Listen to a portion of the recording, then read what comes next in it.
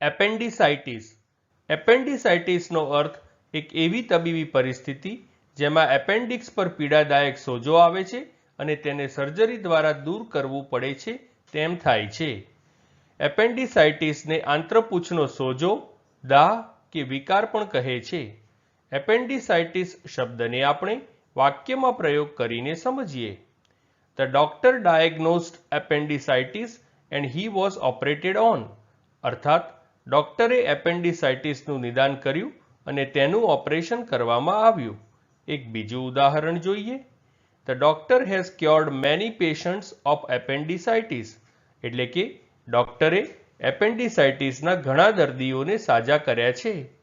Friends, channel ઉપર બીજી video છે જે તમે જોઈ શકો છો અને ચેનલને લાઈક, શેર, સબસ્ક્રાઇબ અને કોમેન્ટ કરવાનું ભૂલશો નહીં. Thank you.